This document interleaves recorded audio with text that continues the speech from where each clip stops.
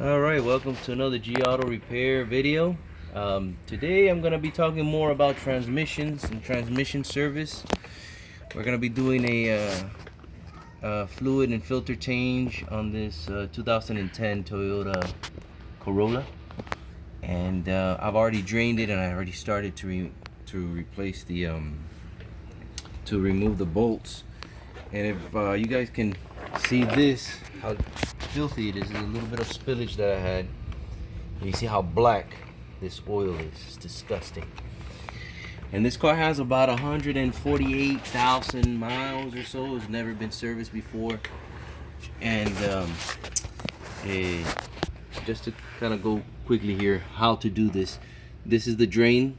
Toyota is nice enough to give us a drain to drain the pan first. So I always like to drain it, and then you remove all the bolts around the pan. It may be stuck in there, so you gotta give it a little whack here, but I'll show you this here shortly if it comes to that. But nowadays it's not like before. Anybody who's been watching my channel for a little bit now has probably heard me rant and rave about transmission services and the removal of the dipsticks and all that good jazz. And this is not going to be no exception, because now they say that you should do an oil change at probably over, I think Toyota recommends about 120,000 miles. And I know for a fact that by 30,000 miles, this oil is getting black already. Give me a second, let me get my rubber mallet.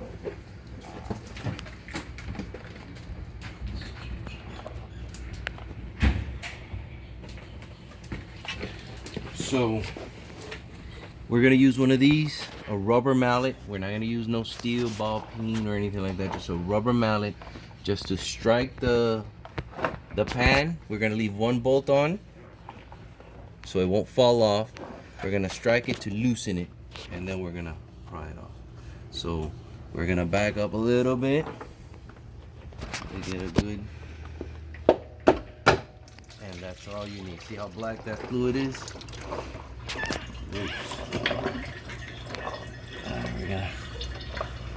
We're gonna remove this last bolt.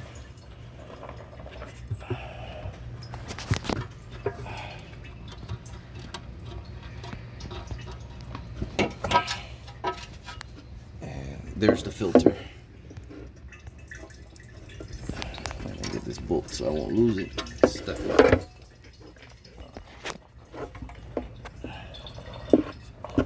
There we go. So here we have the pan. Normally you're gonna see these little magnets in here, and they're normally gonna be coated with all this metal. We're gonna clean this out. See, it's just a ball of material. That's normal. That's to be expected. Let's see this one too. That's to be expected. What you don't want to see is no pretty large chunks of clutch material or metal floating in the bottom of the pan. If you see stuff like that, then you're running into some problems.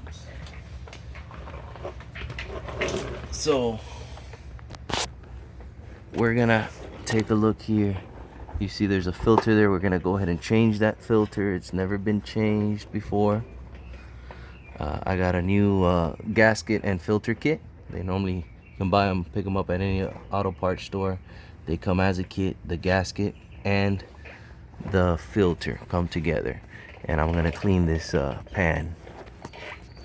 So what happens is these manufacturers are starting to recommend higher and higher service intervals, not just in the transmission services, but also oil changes. And to me, that's a bunch of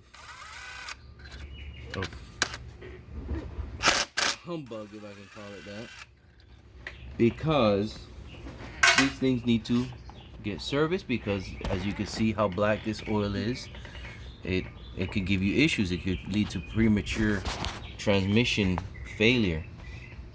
So now the manufacturers are saying, oh, you don't have to do this till 100,000 miles or whatever the case is. And in my opinion, again, this is my opinion, that is misleading. Transmission oil for life, sealed transmissions. You don't have to drain it. It's good for the life of the vehicle. Again, in my opinion, that is a bunch of hogwash. See, because this is the result. This is the result right here. Black oil. Look, I'm gonna pour some of this in this white napkin, and you guys can see. Look at that. So you guys can compare.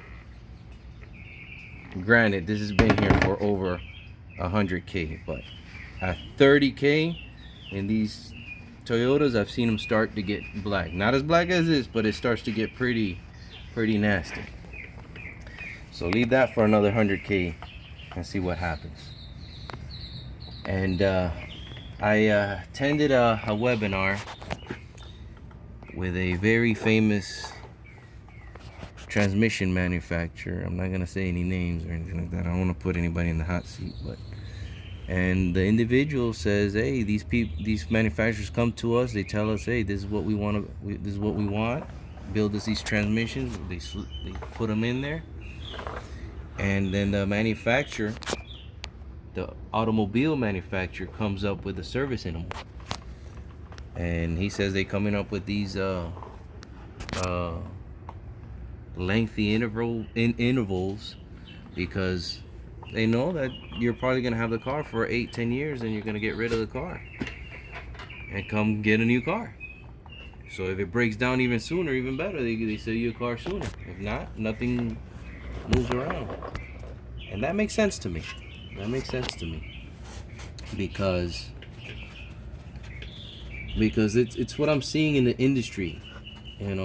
10,000 mile oil changes, 7,500 mile oil changes. I've never seen that before. Always 3,000 miles, and that's it. We want to clean this or dry this as best as possible.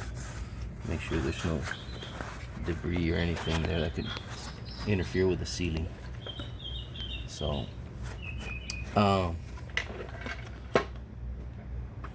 what is it? Come on, dude. I got my son recording for me. He's trying to point at one little drop there. So I'm not too worried about all this. I just don't want to drip it all over the place. But the surface is what's important to me. Right here, the mating surfaces. So like I was saying, now I'm seeing cars consuming oil every 3,000 miles. You gotta add a quart. Premature engine wear. I mean, things I've never seen in the industry before. I mean, we've seen them, we've always seen them, but it seems like it's more common now, and I think these ridiculously long oil or service intervals has something to do. Maybe not all. We can't blame everything on it, but some of it does have to do with that. So I'm gonna go ahead and say, put some comments in there. Tell me what you think. Share some videos, I don't know, that can either prove my point or not prove my point. I don't know. Because in my opinion, I think this is being done on purpose, so things can tear down a lot sooner. But I could be wrong. I don't know. What do I know? I just work here. I just work here. So what we're gonna do is we're just gonna put a new filter now.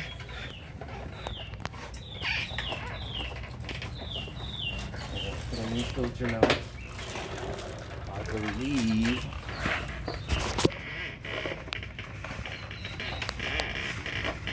this is a new gasket. I don't know if there was a new seal here or not, but I'm gonna put the new. I'm gonna throw this here for now. I don't know what's there. Okay, Here's the old and the new side by side. Try not to get this all over my floor. And you can see everything looks identical. So to put it back in there, there's a seal here. Make sure that seal is on there.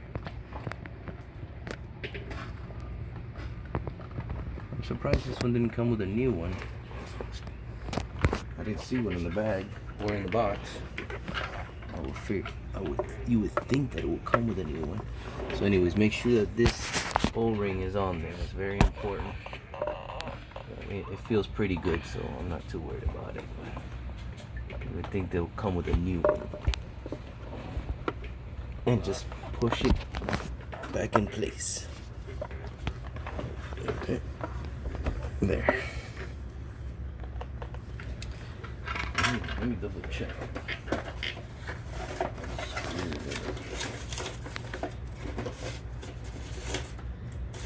Bueno. Aparentemente no.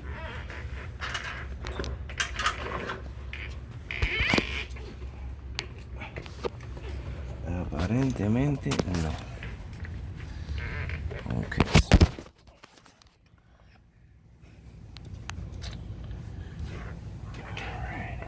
So we're gonna just put the 3 bolts. They should all be the same length. 3 bolts here, here, and here.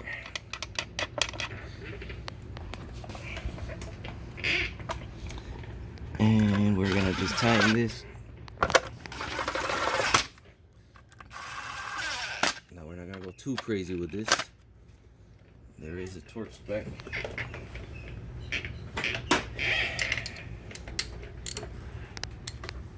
And my torque spec is tighten it down. Do not go crazy with it. You don't want to strip anything.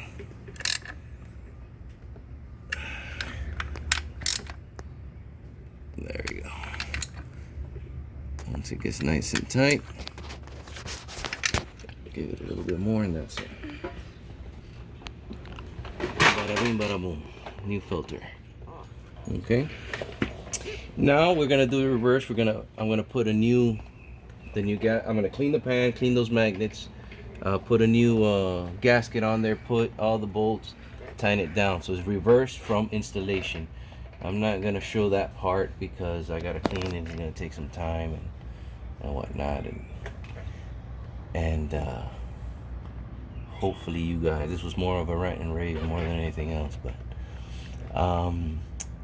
once you top this off and you get it started, you get it up to operating temperature, and you check the oil levels, you're probably going to notice it's still going to be black. Why? Well, that is because there's only part of the oil here in the pan, up to maybe about 4 to 5 quarts roughly. The rest of the ATF is in the torque converter and inside the transmission itself. So you have to get all that out, flush it out. One way that I do, there's many methods of doing it. Look in other YouTube videos and you'll find people have different methods of doing it.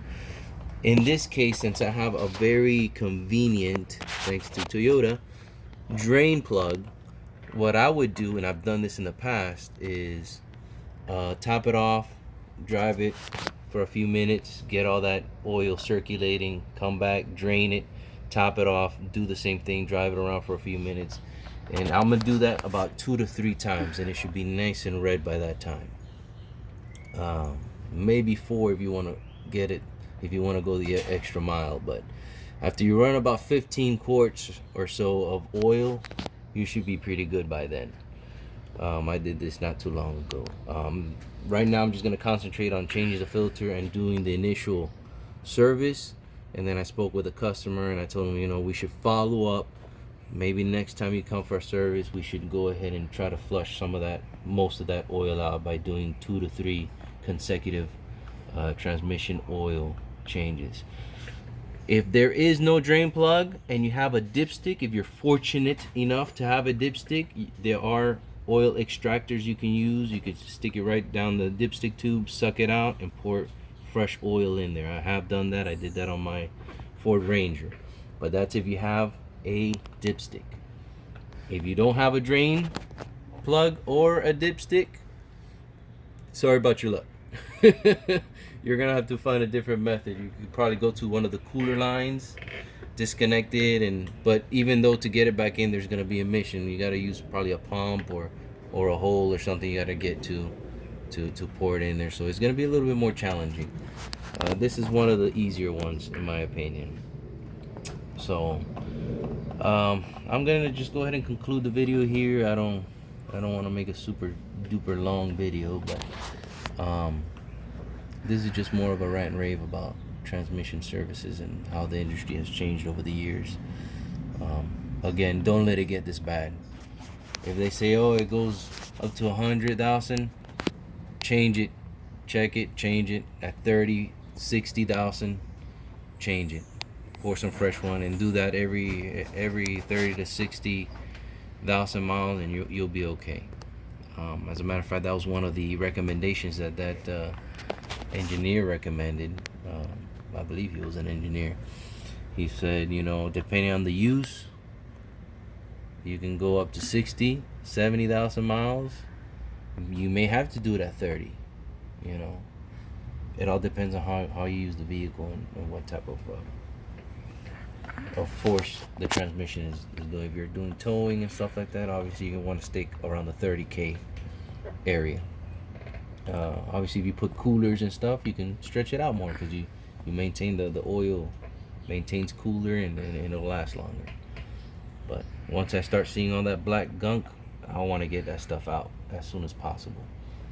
So that's my opinion.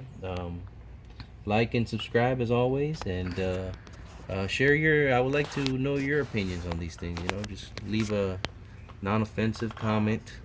You know, keep it clean. There's people all over the place reading these things, and you don't want to offend anybody, but you can share your opinions in a respectful manner, and I'm looking forward to it.